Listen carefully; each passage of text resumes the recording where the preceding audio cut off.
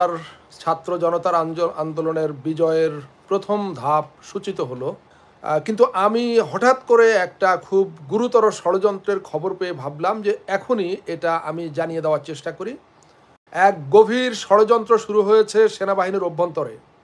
গভীর ষড়যন্ত্র। আপনাদের কারো সঙ্গে যদি আন্দোলনকারীদের কারো কোনো যোগাযোগ থাকে, বিশেষ করে সমন্বয়কারীদের, আপনারা চেষ্টা করুন খবরটা জানিয়ে দিতে, অথবা আপনারা আমার এই বক্তব্যটা যত সম্ভব ছড়িয়ে দেওয়ার চেষ্টা করেন। সেনাবাহিনীর 5 জন জেনারেল, এই চক্রে প্রথম 3 জন ছিল যারা গত কয়েকদিন জেনারেল ওয়াকারুজ্জামান দেয়নি। যে জেনারেল, একটা সত্য তথ্য হলো জেনারেল ওয়াকার যেদিন প্রথম অনেক ছাত্র হত্যাকাণ্ডের ঘটনা ঘটেছে তখন থেকেই তিনি সেনাবাহিনীর একটা ইতিবাচক ভূমিকা গ্রহণ করার প্রয়োজনীয়তা নিয়ে কথা বলছিলেন। কিন্তু 3 জন জেনারেল এখানে আপত্তি জানাতে থাকে শুরু থেকেই। এই 3 জন জেনারেল খুবই পাওয়ারফুল এই সেন্সে শেখ হাসিনার সবচাইতে বিশ্বস্ত। আসলে তারা 5 জন, কিন্তু 3 জন সক্রিয় ছিল।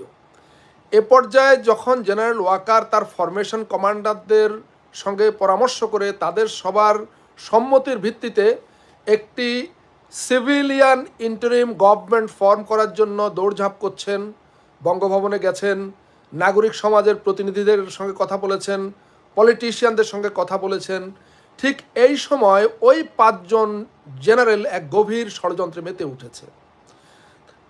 আমি নাম বলে ফেলি। এই 5 জনের সবচাইতে সিনিয়র হলেন লেফটেন্যান্ট জেনারেল মুজিবুর রহমান, সম্ভবত QMG, এখন কোয়ার্টার মাস্টার জেনারেল। এরপর আছেন DGFI DG major general Hamid, আছেন NTMCর commander major general Ziaul Hasan. ইনি হলেন সবচাইতে বড় নাটের গুরু, এটা নোট করুন। Major general Ziaul Hasan, NTMC, national telecommunication monitoring cell. এই সমস্ত মানুষের টেলিফোন যোগাযোগ, সব রকম যোগাযোগের রেকর্ড রাখা, ট্র্যাক রাখা, এগুলার মাতবর হলেন তিনি, মেজর জেনারেল জিয়াউল হাসান। তার অফিস প্রধানমন্ত্রী কার্যালয়ের উল্টো দিকে। তিনি শেখ হাসিনার সবচাইতে বিশ্বস্ত জেনারেল মনে করা হয়।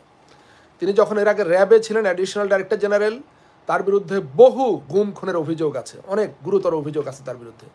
তিনি জেনারেল তারেক সিদ্দিকি, আচ্ছা ভালো কথা, জেনারেল তারেক সিদ্দিকি কোথায়? শেখ হাসিনার উপদেষ্টা। তিনি জেনারেল তারেক সিদ্দিকির ডান হাত বলা হয় তাকে, জেনারেল জিয়াউল হাসানকে। জেনারেল জিয়াউল হাসান হলেন এদের নাটের গুরু। DGFI DG general Hamid, NSI এর ডিজি জোবায়ের এবং SSF এর ডিজি নাজমুল। 4 জন মেজর জেনারেল, 1 জন লেফটেন্যান্ট জেনারেল। তারা ষড়যন্ত্র করছে জেনারেল ওয়াকারকে নানাভাবে তারা ব্ল্যাকমেল করে কিংবা প্রেশার ক্রিয়েট করে যে তাদের পছন্দ মতো একটা সরকার গঠন করার জন্য। তাদের প্রথম প্রস্তাব হলো মিলিটারি ক্ষমতা নিয়ে নেবে। কিন্তু জেনারেল ওয়াকার খুব ভালো করে জানেন আজকের এই দিনে যদি মিলিটারি ক্ষমতা নেয় তাহলে গোটা জাতিসংঘ সহ গোটা আধুনিক বিশ্বে তারা বয়কট হয়ে যাবে, বাংলাদেশকে বিচ্ছিন্ন করে দেবে। মিলিটারি গভর্নমেন্ট বা মার্শাল ল কোনোভাবেই আধুনিক পৃথিবী, উন্নত দুনিয়া, গণতান্ত্রিক বিশ্ব মেনে নেবে না। এটা ওয়াকার ভালো করে জানেন। সেজন্য তিনি সেদিকে হাঁটবেন না, যদিও এরা প্রেশার করছে।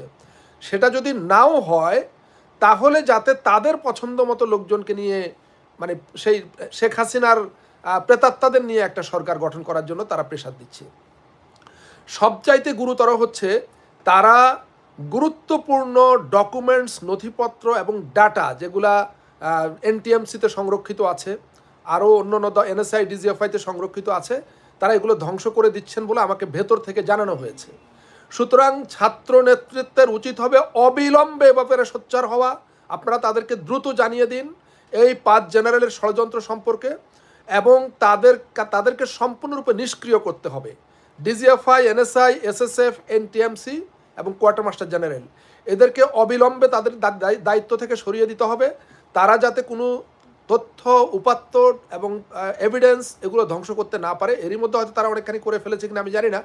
এবং তারা যাতে এই সেনাপ্রধানের উপরে যে প্রেশার ক্রিয়েট করা বা এই কনস্পিরেসি করা, এটা যাতে তারা করতে না পারে, এ ব্যাপারে অবিলম্বে আমাদের এই ছাত্র জনতার নেতৃত্বকে এবং সংশ্লিষ্ট যারা আছেন তাদেরকে সোচ্চার হতে হবে। এটা নিয়ে কথা বলা শুরু করতে হবে, এটা নিয়ে ভূমিকা রাখতে হবে, সেনাপ্রধানের সঙ্গে কথা বলে তাদেরকে অবিলম্বে নিষ্ক্রিয় করতে হবে। এই কাজটার ব্যাপারে আপনারা আপনাদের মতো যতদূর সম্ভব জানিয়ে দেওয়ার চেষ্টা করেন, এবং এ ব্যাপারে আপনারাও সবাই ভয়েস রেজ করেন। অনেক ধন্যবাদ, সবাই ভালো থাকবেন।